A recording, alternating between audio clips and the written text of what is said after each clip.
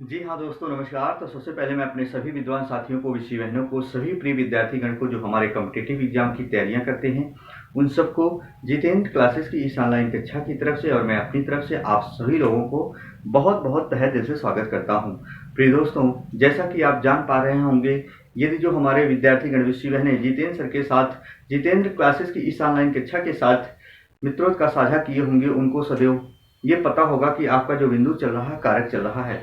विद्यार्थीगण, कारक में मैं वो चीजें बताया हूँ विद्यार्थीगण कि जो हर कॉम्पिटिटिव एग्जाम में प्रश्न आते हैं, कैसे आते हैं, कैसे उनको समझा जाता है। विद्यार्थीगण, बहुत से हमारे जो मित्र हैं प्रतियोगी परीक्षाओं में जब जाते हैं परीक्षा देने विद्यार्थीगण, तो उनके ये प्रश्न गलत हो जाते हैं। एक बार जरूर देखिएगा, 10 मिनट की वीडियो होगी, शायद उससे आप आने वाली यदि प्रतियोगी परीक्षाओं में बैठेंगे तो कभी वो प्रश्न गलत नहीं होगा। दोस्तों, ज़्यादा कुछ हम नहीं कहेंगे, लेकिन एक बार देखने के बाद आपको पता चल जाएगा।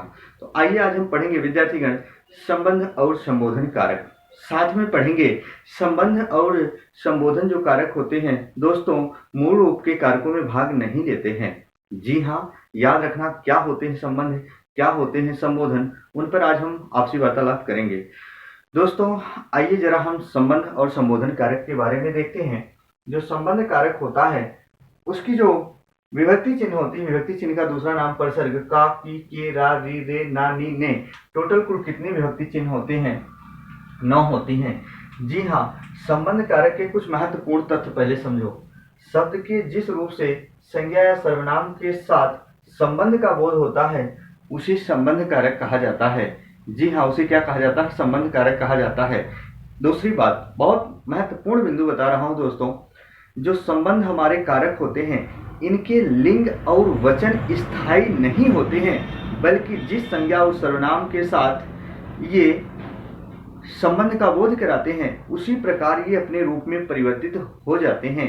मेरा कहने का मतलब यह हुआ कि जो संबंध कारक होते हैं, संबंध कारक के लिंग और वचन हमेशा और हमेशा स्थायी नहीं होते हैं, बल्कि इनका संबंध जिस संज्ञा और सर्वनाम के साथ बताया जाता है, उसी प्रकार ये अपने रूप में परिवर्तित हो जाते हैं।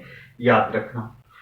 आइए जरा हम देखते हैं उदाहरण, हमेशा और हमेशा इसकी विभक्ति चिन्ह के अनुसार। जैसे राम का भाई आया है, विद्यार्थीगण जरा यहाँ देखो, राम का भाई आया है, ये जो का है, ये राम और भाई में संबंध बता रहा है। सोहन का घर छोटा है, ये जो का यहाँ विभक्ति चिन्ह आया है, यानी परसर्ग आई है विद्यार्थीगण, ये सोहन और घर में संबंध बता रहा है। मोहन का बेटा है, तो मोहन का बेटा है विद्यार्थीगण, यहाँ मोहन और बेटा में संबंध ये बता रहा है। ऐसे यह रमा की पुस्तक है विद्यार्थीगण, यहाँ रमा और पुस्तक में संबंध ये बता रहा है। वह राधे श्याम की बहन है, यहाँ राधे श्याम और बहन में संबंध ये की बता रहा है। ध्यान से सुना दोस्तों, ऐसे ही प्रश्न आते हैं संबंध कारक के। यहाँ रा, री, रे, ना, नी, ने का मतलब ये है कि विद्यार्थीगण जो संबंध कारक होगा ना, उसमें रहेगा तुम्हारा। का मतलब होता आपका, आपकी, आपके, ऐसे ऐड करके पूछ सकता है। लेकिन जो आपके कॉम्पिटिटिव एग्जाम में प्रश्न आते हैं, ऐसे आते हैं, जरा देखिए कुछ की पॉइंट्स लिखे हैं। इसके लिंग और वचन स्थायी नहीं होते, बल्कि जिस संज्ञा सर्वनाम के साथ इनका संबंध बताया जाता है, उसी प्रकार ये अपने रूप में परिवर्तित हो जाते हैं। आइए जरा इनसे संबंधित हम कुछ प्रश्न देखते हैं। जैसे मैंने कहा विद्यार्थीगण, राम, राम का भाई, राम का भाई ऐसे लिख दे प्रश्न, तो राम का भाई ये क्या है? संबंध कारक होगा, क्योंकि ये जो का आया है, ये राम और भाई में संबंध बता रहा है। लेकिन याद रखो, अगर यहाँ राम का भाई नहीं होता, अगर ये बहन होती, तो याद रखना का की जगह पर तब ये क्या लिख दिया जाता? की लिख दिया जाता। इसका मतलब ये है, जब राम का संबंध भाई से ना बताकर राम का संबंध उसकी बहन से बताया जा रहा है, तो का अपने रूप में क्या हो गया? की में परिवर्तित हो गया। इसीलिए कहा जाता है जो संबंध कारक होते हैं, इनके लिंग और वचन स्थायी तो नहीं होते हैं, बल्कि जो इनका संबंध किसी संज्ञा सर्वनाम से साथ बताया जाता है, उसी प्रकार ये अपने रूप में परिवर्तित हो जाते हैं। दोस्तों, मेरा कहने का मतलब यह हुआ। अब आइए जरा ध्यान से सुनो दोस्तों, मैं रियल बता दूं, आज कारक का जो अंतिम पार्ट ये चल रहा बहुत महत्वपूर्ण होगा। इसके बाद मैं कारक का एक वीडियो और डालने वाला हूं, जहां एग्जाम में ज्यादातर प्रश्न पूछे जाते हैं कि यहाँ राम क्या है, या पूछेगा इस वाक्य में राम और भाई क्या है, पूछेगा यहाँ राम कर्ता है कि कारक है कि कर्म है, भाई क्या है, तो यहाँ राम और भाई दोनों कारक होंगे। जाइएगा मत, लास्ट वाली वीडियो जरूर देखिएगा और धमाकेदार प्रश्न होंगे विद्यार्थी के, ऐसे प्रश्न आएंगे। अब जरा देखो, जो संबोधन कारक होते हैं हे ओ अरे होते हैं, क्या होते हैं, हे ओ अरे होते हैं विद्यार्थीगण, और कहीं कहीं रे होता है, रे अरे का पर्याय देता है। तो दोस्तों संबोधन कारक एवं विस्मयादि बोधक अव्यय में कोई अंतर नहीं होता, बहुत ध्यान सुना, संबोधन कारक और विस्मयादि बोधक अव्यय में कोई अंतर नहीं होता। अंतर कहाँ होता है, बहुत मनोयोग से सुनोगे तो समझ पाओगे। संबोधन जो कारक होते हैं उसमें भी ये सिंबल प्रयोग किए जाते हैं, और जो विस्मयादि बोधक अव्यय होते हैं जो इसका सिंबल होता है वहां भी इसका प्रयोग किया जाता है। दोनों में अंतर क्या है, अंतर कुछ भी नहीं है, और है क्या अंतर, ध्यान से सुना। जो विस्मयादि बोधक अव्यय होते हैं विद्यार्थीगण, ऐसे सेंटेंस, कौन से सेंटेंस, विस्मयादि बोधक अव्यय वाले सेंटेंस जो होते हैं जहां हर्ष, घृणा, आश्चर्य, दुख, वैराग्य का भाव प्रकट होता है, वहां विस्मयादि बोधक अव्यय का प्रयोग किया जाता है। लेकिन जो संबोधन कारक होता है, किसी को पुकारने अथवा सावधान करने हेतु विद्यार्थीगण जो अव्यय सूचक शब्द प्रयोग किए जाते हैं, वह संबोधन कारक होता है। प्रिय दोस्तों, आज के बाद गलत नहीं करेंगे, इस पर मैंने बहुत सारी वीडियो डाला है, प्लेलिस्ट में जाके देखिएगा, आपके जवाब सही होंगे। तो आइए यहाँ देखते हैं कुछ की पॉइंट्स बहुत महत्वपूर्ण जो एग्जाम में आते हैं। संबोधन कारक में आश्चर्य नहीं होता, संबोधन कारक में देखो जरा, संबोधन कारक में आश्चर्य नहीं होता, संबोधन प्रायः कर्ता का होता है, ये भी बताएंगे, अभी लास्ट में ही बता रहे हैं। संबोधन प्रायः कर्ता का होता है, एग्जाम में प्रश्न आएगा संबोधन प्रायः किसका होता है, तो आपको 4 ऑप्शन मिलेंगे, कर्ता का, अव्यय का, कर्म का या क्रिया का, ऐसे प्रश्न देगा तो आप परेशान हो जाएंगे। सारा चीज यहाँ मिलेगा, परेशान होने की जरूरत नहीं। संबोधन का प्रयोग किसी को पुकारने अथवा सावधान करने हेतु होता है।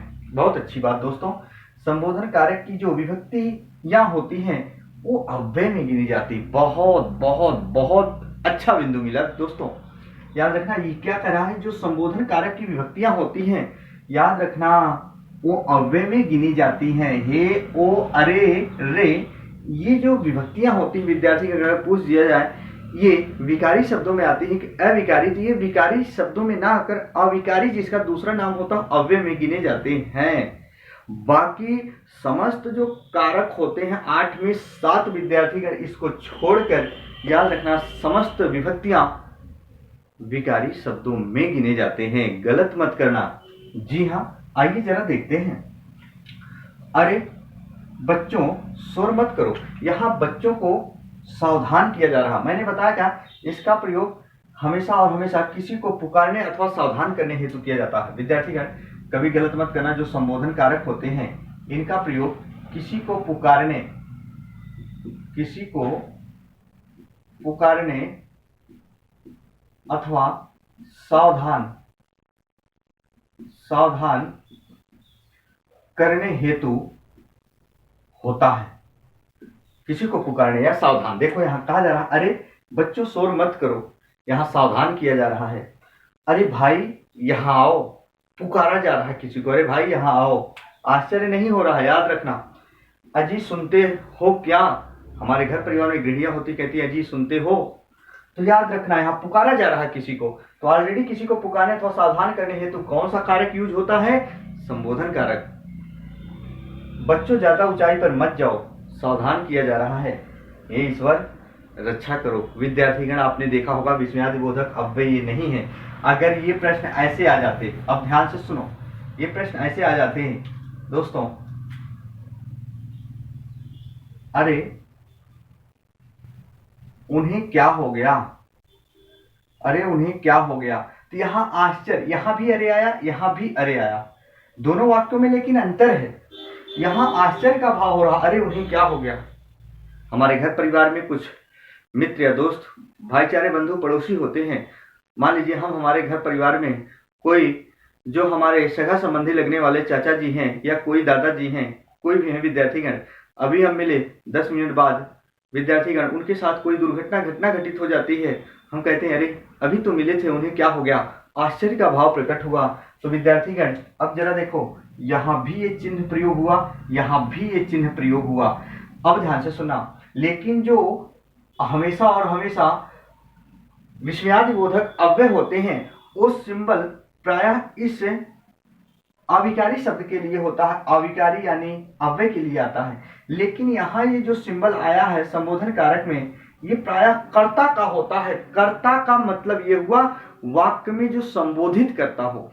तो याद रखना हमेशा और हमेशा 4 ऑप्शन ऐसे देगा, बहुत ध्यान से सुनो, एक बार स्क्रीनशॉट ले लो फिर बता रहे हैं, क्योंकि मेरा मकसद है विद्यार्थीगण पढ़ो तो अच्छे से पढ़ो, वरना था अपनी दिशा कहीं और चेंज कर लो तो बहुत अच्छी बात है। समय बेकार मत करना, आप कहीं भी रहना। 4 ऑप्शन आपको मिलेंगे। ऐसे पूछेगा संबोधन प्रायः किसका होता है, 4 ऑप्शन रहेंगे, कर्ता,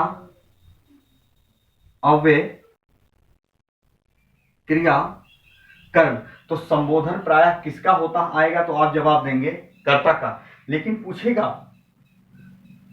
विस्मयादि बोधक अव्यय में जो विस्मयादि बोधक चिन्ह होते हैं वो प्रायः किसके लिए आते हैं, तो प्रायः किसके लिए आते हैं, अव्यय के लिए आते हैं।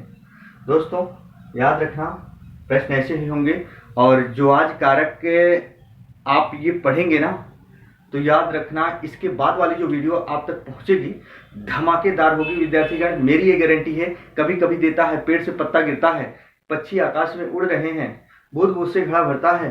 दोस्तों पूछेगा यहाँ बूंद बूंद क्या है, पूछेगा पक्षी आकाश में उड़ते हैं, यहाँ आकाश क्या है, देगा मोहन सोहन का मित्र है, यहाँ मोहन सोहन क्या है, कारक है, कर्ता है, कर्म है, क्रिया है।